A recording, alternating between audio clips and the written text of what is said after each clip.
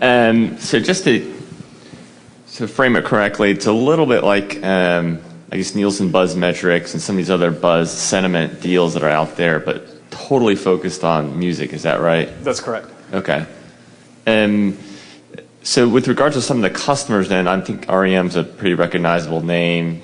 You know, who are you working with there, and what's required to get them to sign on at a paltry $120 a year? It seems pretty easy for them to write that check. Well, I'm talking directly with Ethan Kaplan, who's their manager, and he's also the Vice President of Technology over at Warner Brothers. He's ecstatic. He reached out to me. He's like, "Hey, Duncan, I want in this system." And I'm like, "No problem, Ethan. Let you in."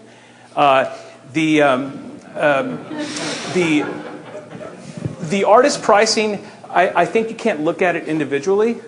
You have to look at it collectively. And this is 8 million bands we're talking about.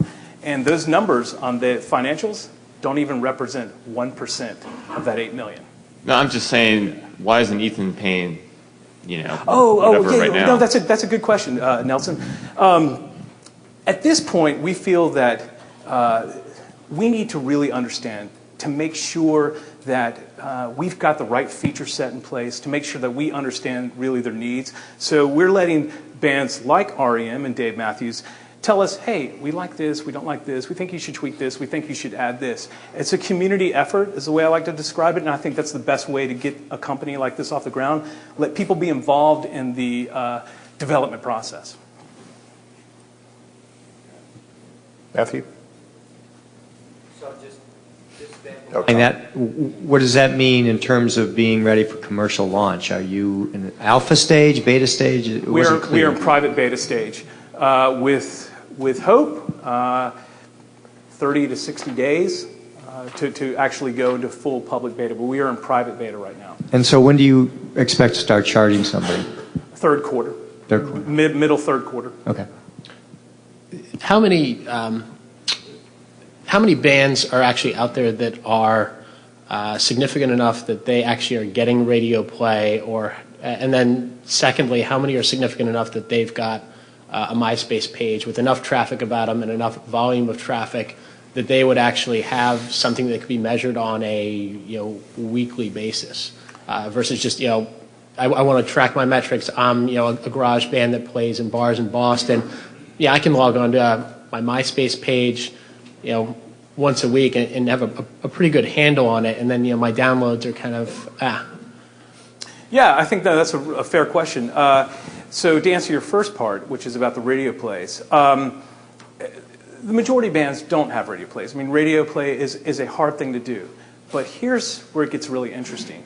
One of the default screens when you log on as a band and you don't have any radio plays, it says, "You have no radio plays. You really need to target these radio stations," and it pulls up the radio stations relative to the city that they selected when they signed up.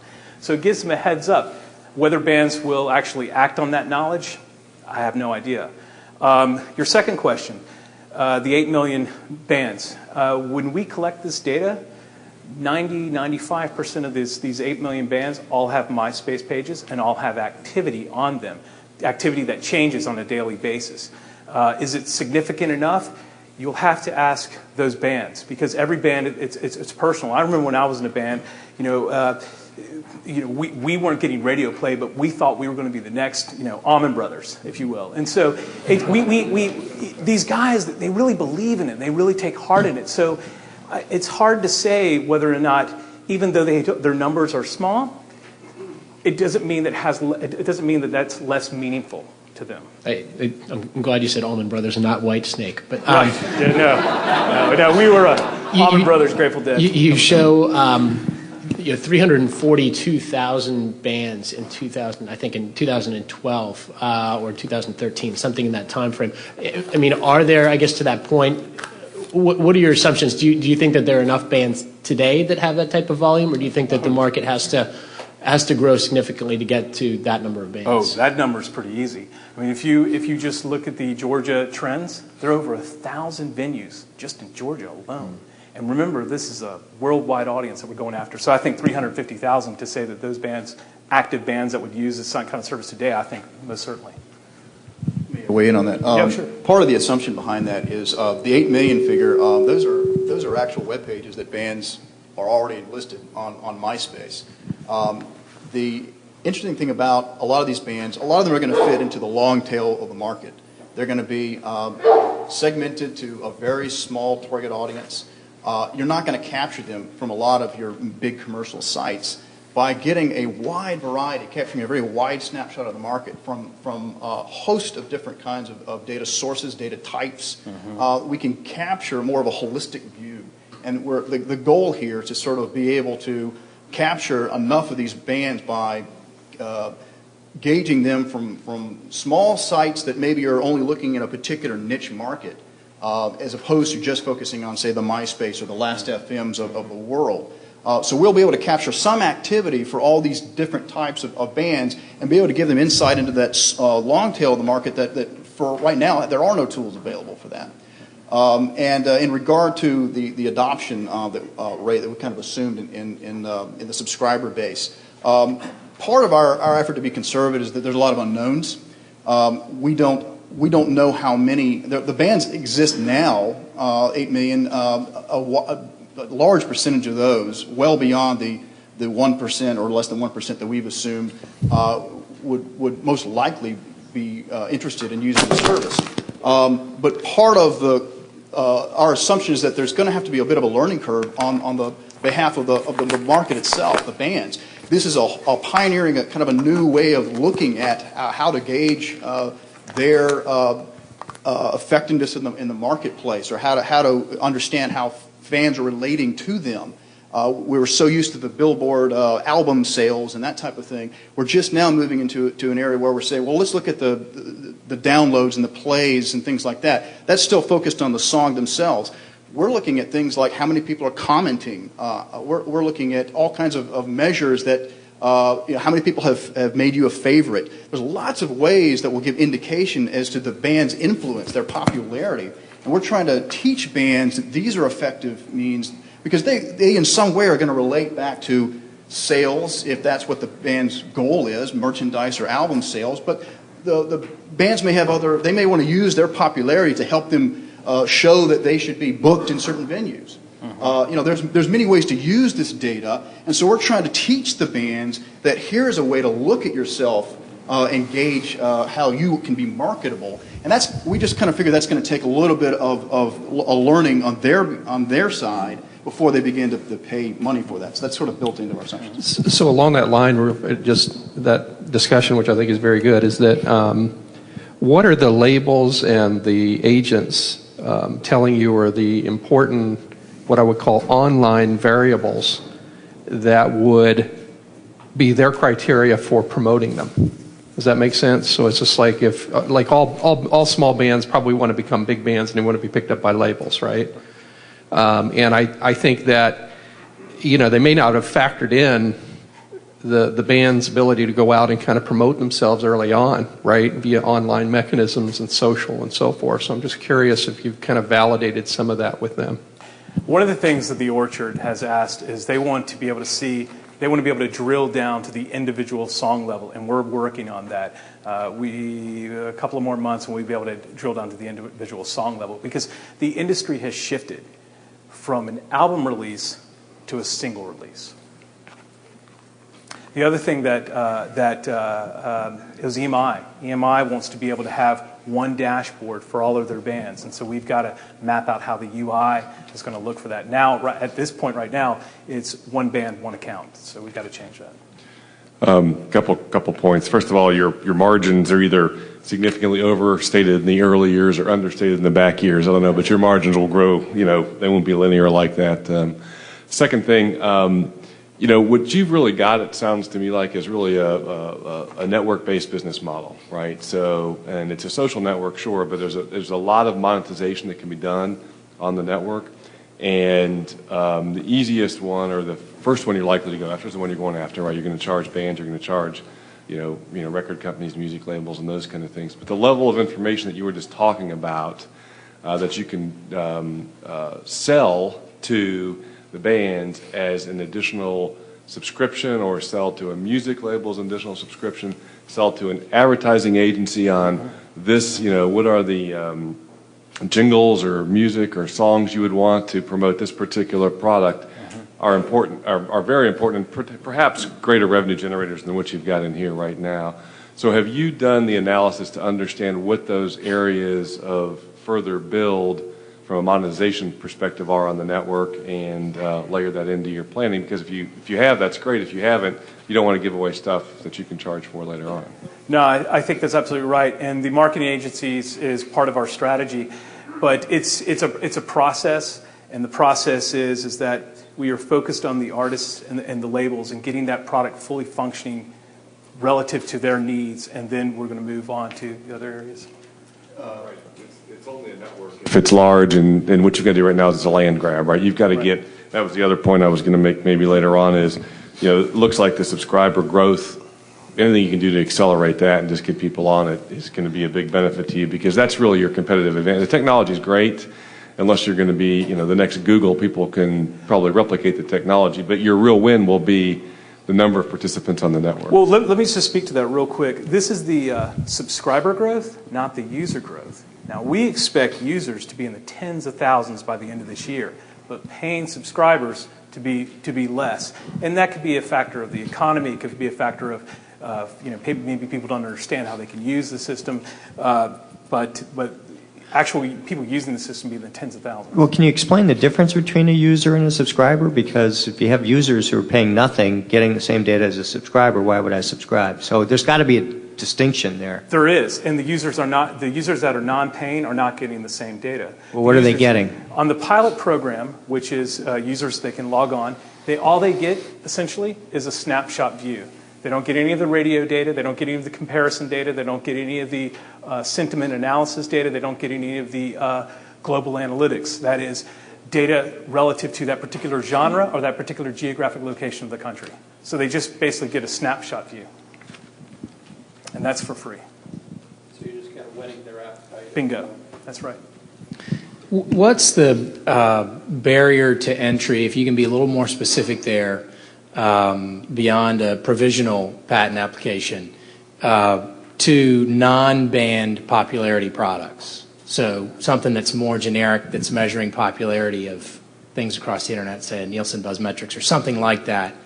What's the barrier to entry from those guys going across the band space and selling to advertisers or marketing agencies a broader view that includes bands? What prevents that from happening? Well, I think it is happening now. Like, for example, Trender, which is based out of New York, WiredSet, they're doing it now. But those guys have actually reached out to us because they love the MDEV format, the Music Data Exchange format, and we're going to collaborate on that format so that our data is represented. Their data is represented similarly to ours. But they'll be the first to admit that their data is not granular. In fact, all they grab from right now is just MySpace. And so what they really like about Band Metrics is that we grab from a series of social media spaces on the quantitative side as well as in the qualitative. In the qualitative, we're grabbing from Twitter, Facebook, the entire blogosphere relative to Blogger, TypePad, and WordPress, and Musebin, which is becoming the #1 source for music reviews. And you guys are the only, you're saying you guys today are the only folks doing that? That's correct. That level of granularity? That's correct. Okay. And John, can you say a little bit about where the patent application, what that covers? Is that the sentiment analysis, or is it some algorithm you're using to? Right. Well, we filed the utility patent, so we're beyond the provisional stage. That actually covers content creators in general. It's beyond the music space. And so the idea being is we're building a platform that we would like to be able to apply to others who create, artists of one form or another, book writers, those types of people. People are putting out some kind of content that other people are consuming, and that generates data that we can then analyze and gauge on their popularity. So the Buzz Metrics and folks are focused a lot more on particular products, manufactured items. They haven't really effectively moved into gauging popularity of people. And so our focus is on the artist in general. Our particular focus, of course, is on the music industry. And a couple of barriers to entry to that is I think it takes some knowledge in the music industry. Duncan has a deep background, and that has a lot of connections in that. And that actually weighs in. The patent is one obstacle along the way. it actually covers the way we are approaching gauging popularity, using scoring, combining the quantitative and the qualitative data, looking at factors such as the momentum, how if there's surges in the data, how does that affect how we gauge someone's popularity? A number of kind of things that we've kind of built a fence around and said, well, these are important components in understanding popularity, and we're going to defend that turf. So other people may come along and offer, they may regurgitate stats that they've pulled off of basic sites, but it's the deeper analysis that we're trying to say, this is our value add. And so as we move into the analysis, that in itself becomes another barrier of entry, because I think there are a number of other competitors who will collect data from MySpace and other places, and they'll sort of throw that out. Well, here are your number of downloads. Well, that's great. What does it mean? And we want to go to the next question of, okay, well, let's translate that into something that's meaningful. What does it mean that so many people have downloaded? Well, we want to tell them who's downloading and what these trends can mean, and how do they correlate? How does different kinds of data mean something? Does the number of fans you have, or of the people commenting, or the reviews, or how do they correlate back to sales and downloads, and how does that affect the retail market? So there's lots of interesting questions that we would like to probe in this market. That starts to focus us down into the music space itself, which is very different than someone who's trying to take a view of a number of different industries. So industry knowledge, and then it goes one step further to the partnerships that we have in the music industry. There's a lot of sites that are available. More and more sites are offering APIs and are offering data, but there's a lot of sites out there that are limited in what they will offer. But we've had a tremendous response, and Duncan has already been working with people to collect data from a number of different sites that are not providing this publicly information. So we're already starting to form these partnerships and collect that data, and that is, again, more information that we can provide and analyze that other competitors would not have access to. Nelson? Yeah, that's good. Go ahead. The one thing I'm really struggling with is it feels like the revenue ramp should be quicker in the first couple of years of the business, and I say that because analytics is a huge market, well accepted. Music is a huge market, lends itself extremely well to the web, and then you've done a great job creating a lot of market buzz and traction and getting your name out there. Yet the revenue doesn't seem to be following really until 2011, and I guess the question is there anything you can do to really accelerate that into next year's, set of projections, and kind of why are you pushing it out really until 2011? Well, and actually, in the sake of time, maybe I can pile on to that. So would you consider, because I'm glad you mentioned the long tail, not all your customers are going to be equal, right? So my view is someone like an REM should be paying $250,000 per year, and the average Joe Blow paying $120,000. So would you consider a classic segmentation analysis to get the acceleration that we're talking about here? Find the key bands that really matter, that get played millions of times per day, charge them a lot more, and get some acceleration on revenues. Absolutely. We just want to make sure that the value is, it makes sense for that price tag. I hear you.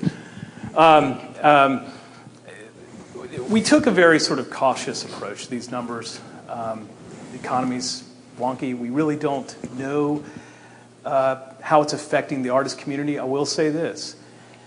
Concert sales are way down. You can go to any bar, whether it's in Boston or the Valley or Atlanta, and you'll walk into a place that's normally packed for that particular band. It's half empty. And so that's affecting the artist community. So will they pay for something right now? It's an unknown factor. So we were just being cautious with these numbers for the next year or two. There are a number of providers of great tools that are still trying to figure out how they're going to make money. Twitter is phenomenal, but they still don't know how they're going to make money on it yet.